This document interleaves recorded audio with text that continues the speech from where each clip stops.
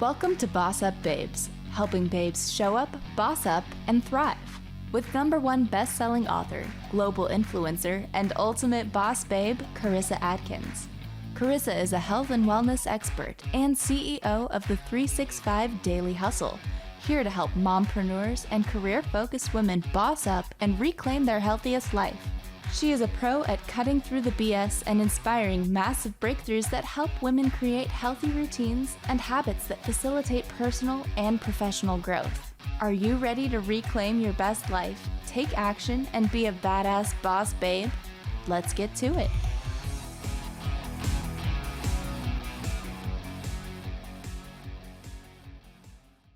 What up? What up? Welcome to another awesome episode of BossUp Babes. We are a weekly show dedicated to all of you entrepreneurs, innovators, hustlers, personal development junkies, and of course, badass women who are just looking to show up, boss up, and thrive in life.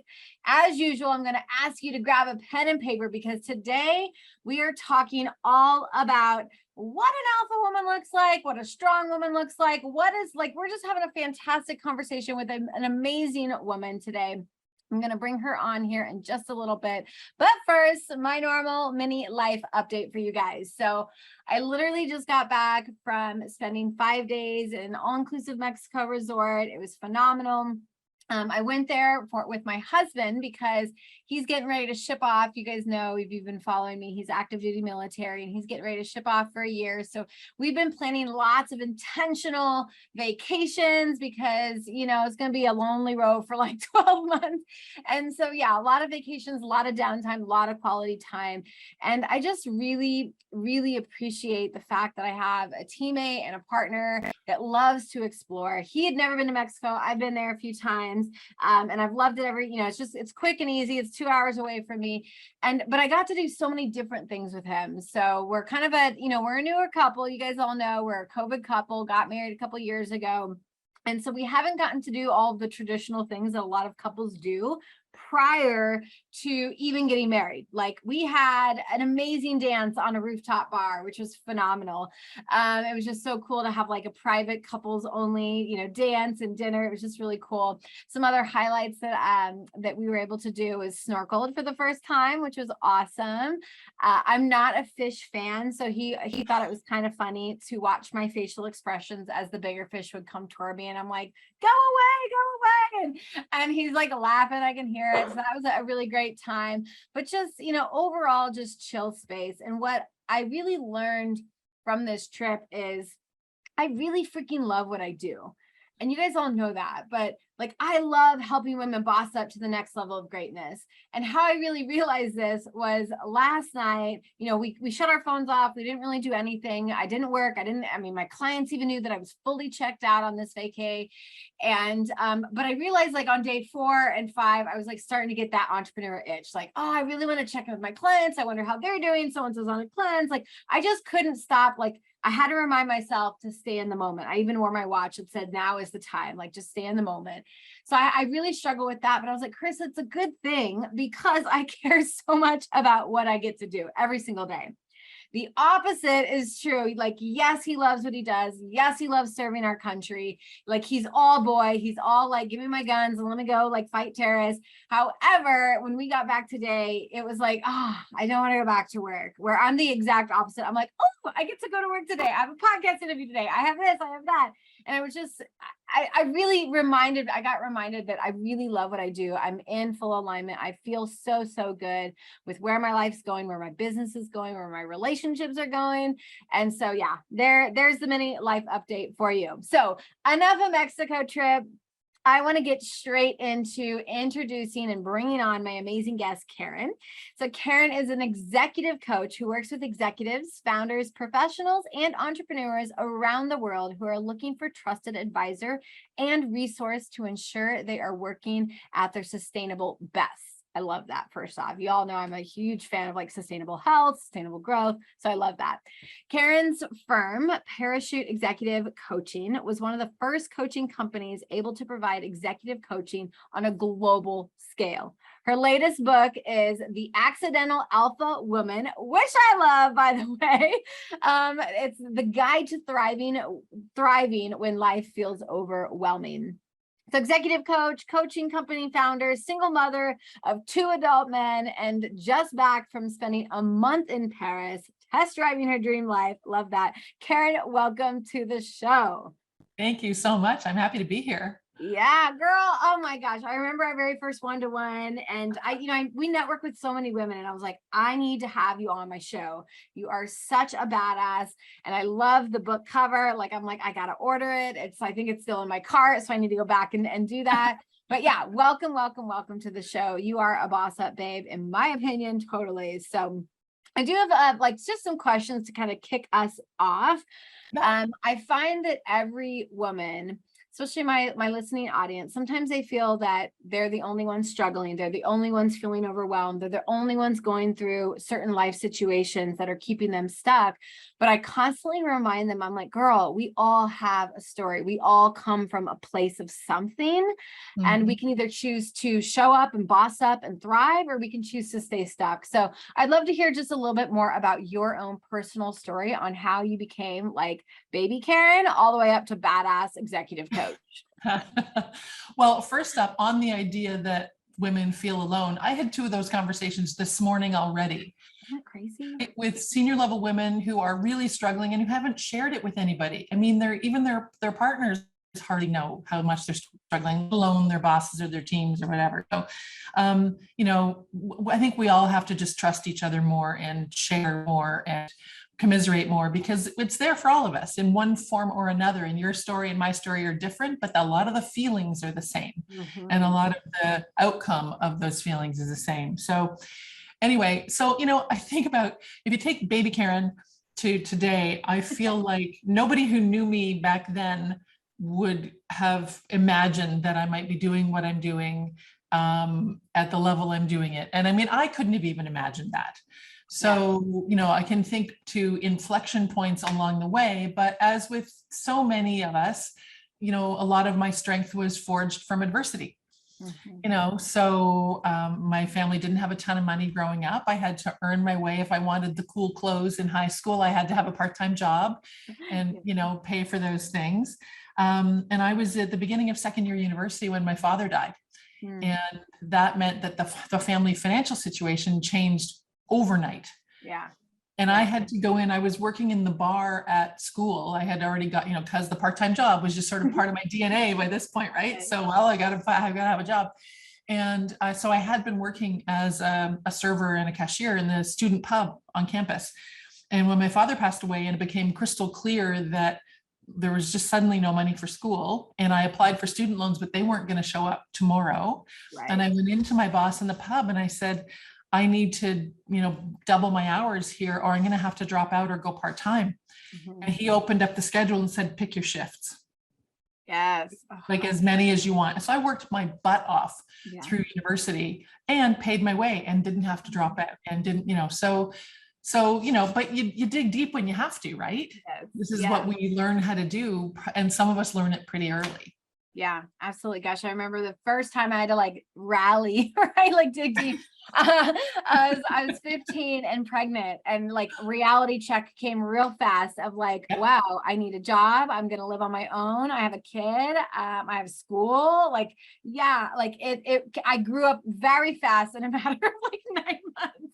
Did I feel that? And you're right. It's in my DNA. It's just, I've always worked. I can remember when I was stationed in Germany, it was the very first time I didn't work, and I actually went a little crazy. I've been working since 15, and I was like, you want me to be a stay-at-home mom? I don't even know what this life feels like or looks like. But yeah, I'm only in that moment now. So my kids are now 22, 24, and the youngest one went away to school at September 2019. And so that was supposed to be my entry into living life, without kids. And then of course, So it's only in the last few months that I've actually started to get a real sense of, oh, wait, I can take some time and not have to take care of anybody and not worry so much about money. And, like I've been living a long time. It's so, I love it. we learn these new things all the time, right?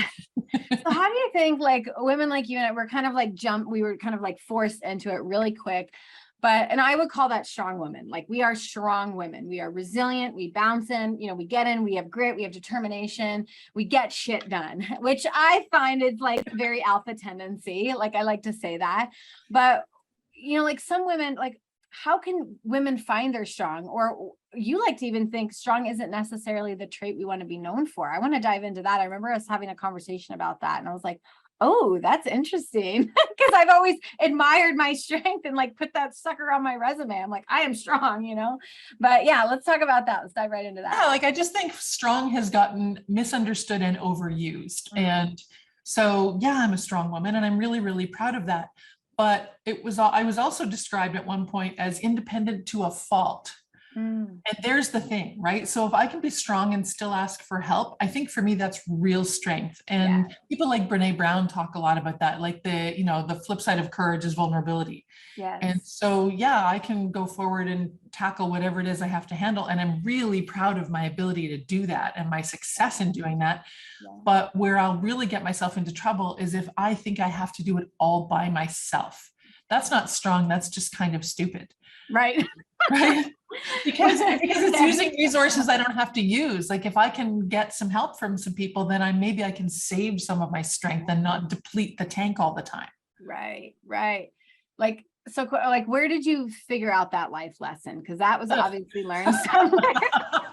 Like, oh, I better ask for help in order to reach the next level. Where do you remember a specific time in your life where you had that oh moment? Honestly, it's mostly hindsight. It really is. And I mean, in the book, I tell a couple of stories, but my favorite one. So, all this to say, despite what I do for a living, despite being in the personal development and self-awareness business, what is it? Physician, heal thyself. We teach what we most need to learn, right? It's like, apparently I didn't figure a lot of this stuff out until way later than I might have. But one of my favorite stories in the book, I was getting ready to move house. And this was, an attempt to solve some financial problems and some logistics situations with the boys and make our lives just a little bit easier. And I was mid-tornado trying to pack up this house of stuff. And my neighbor came over and knocked on the door. And she said, I'm here to help you pack. I'm good at kitchens. And my first instinct, not a word of a lie, my first instinct was, oh, I can't let you in here. You're going to see how messy and disorganized it is. And by the way, it'll probably be more trouble because I'll probably have to give you lots of instructions. And she stood there. And this woman happens to be an elementary school teacher, right? So something about like how strong they can be when they need to be. And she just looked at me and she said, are you going to let me in? And thankfully I did, because 3 hours later my whole kitchen is packed. She'd done it beautifully, and I almost said no. And it was a huge relief and a huge help, and I was so grateful. And I mean, this was probably 8 or 10 years ago now, and clearly it resonated because I'm still so appreciative and so grateful, and it's still a fantastic story of how I still can get in my own way. In spite of teaching this stuff and writing a book about it and all of that, right? So, we're not perfect. So what do you think makes, like, to the core, like, what do you think, why do women, because men, I honestly, I worked with 27 men for 8 years in the collision business. They had absolutely no problem asking for help. They're like, hey bro, can you like hand me that? Can you help me with this? Let's get this. Like, they took this team approach to everything, right? But why do you think, where does this trait come from, where women think we have to do it all? We have to wear the Wonder Woman cape and be the wife and the mom and the entrepreneur and all this. Like, why do you think we have such a problem with this? Well, I think, so I'm no anthropologist, so, I would love to really pick that one apart. But my guess is that in part, as we've taken on more, so we are now more comfortable in more roles. It used to be like my grandmother, my 83-year-old grandmother at one point said to me, she said, oh, you have so many choices. You can do so many things. Then she stopped and she said, I wouldn't trade places with you for all the tea in China. Your life's too complicated. But I I think like we're used to nurturing and taking care of on the home front. And I think we haven't adjusted those behaviors while we've gone out into the world and taken on other things. And in fact, I don't think the world has adjusted either. Right. And I think we could probably help the world adjust a little bit by pointing things out, saying, oh no, actually that doesn't work for me, or no, I can't fit into that structure or that schedule or that whatever. But instead, and there's a great article that was published a few months ago in the Harvard Business Review about imposter syndrome, which is something women claim a lot. And the hypothesis in this article was that it's not that women can't handle things, and it's not that they're going to be found out for not being good. It's that the structures that we're trying to fit into weren't designed for us to fit into them.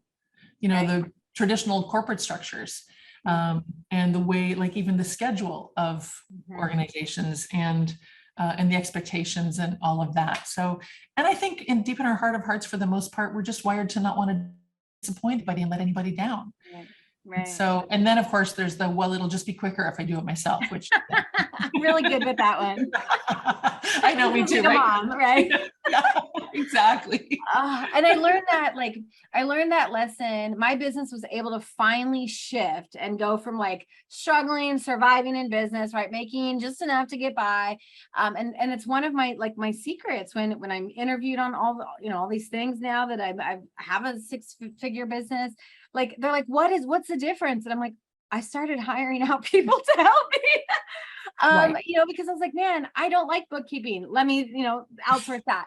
I love marketing, but like, because that's, you know, another background that I have, but I really had to realize, Karissa, you're really good at coaching. You're really good at speaking. You're really good, like all that stuff that VAs can't do and assistants can't do. So I'm like, let them do my marketing. So, it's tough. It really is tough. Like I even realized this in my kitchen. So my husband was home this last summer because his son was visiting us.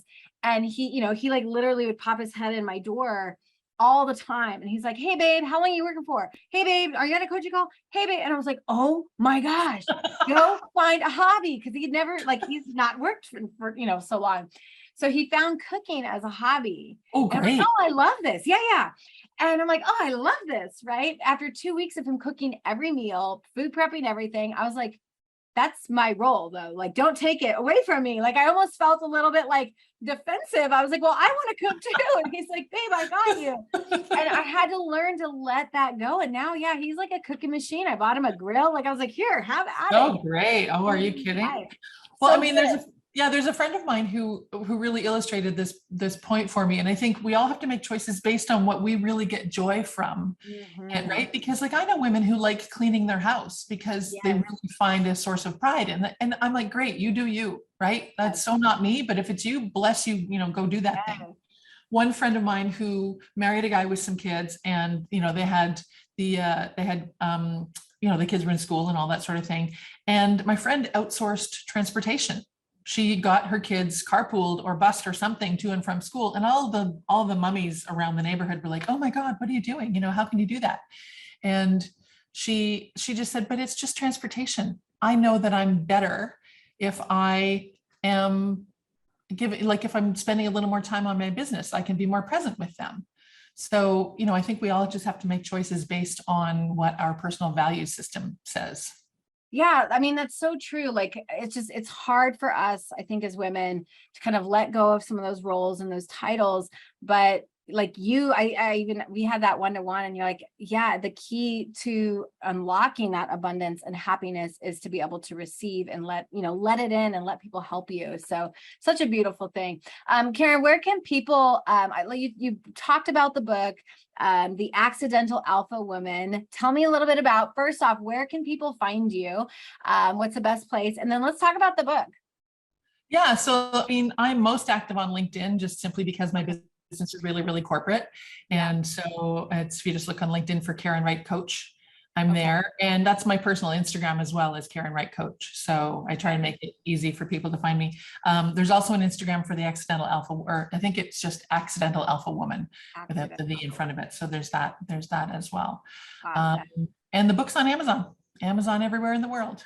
Awesome. I will, you guys, as you know, I'll put that in the show notes. So you'll be able to find the link straight to the book, the link to our website. But tell us a little bit, because we haven't really dived into like executive coaching, like for amazing women or men, like who specifically do you work with and how do you help them? So I have a team of coaches. There are 15 or 16 of them, I think, as diverse as possible, straight, male, female, young, old, white, black, brown, so we really try and have a diverse team. So people can find someone that they can relate to. And most of our work is corporately funded or organizationally funded. So usually by the business where the person works or the business the person's leading, because we're really helping leaders. See, I think our work is I like to say sometimes we're building better bosses. Yeah. We're turning managers into leaders. We're helping leaders who are struggling with, crazy things these days. We're helping those leaders thrive themselves personally and then enable their organizations to thrive, to help their people thrive. Because really at the end of the day, no enterprise is successful unless the people are happy and healthy. Right. Right. And that starts, you guys, from that top person, that leader, right. Whoever that is. Yes. Whoever it is. I remember like, I remember one of my corporate jobs and really I had one amazing boss who was a fantastic leader. And then the shift kind of came in and he retired and the new one came in and things almost fell apart. But I kind of stepped up into that leadership role, which was devastating for him, honestly, because he was like, when I left you, right, he was like, you're the glue. You're the one keeping us together. And I'm like, I'm sorry, but I've got to go. I'm no longer like, I can no longer lead your pack. You've got to kind of step up and do that. But what I saw, you guys, is the shift shook the boat and everyone started everyone's like, oh, I think I could get away with this, or like the culture started to shift. And I was like, no, we have to lock this in, and it starts with leadership, and it really does. And so I love what you're doing. And I remember when we were having our conversation before, I'm like, you need to get like a contract with the military because our leadership, our military, those high ups, they definitely need coaches. They need mentorship because they are impacting thousands and thousands. And those thousands of active duties are, they have families that are now being impacted because of poor leadership. So I'm always like, hey, go after the big guys and just go straight for all the military leaders.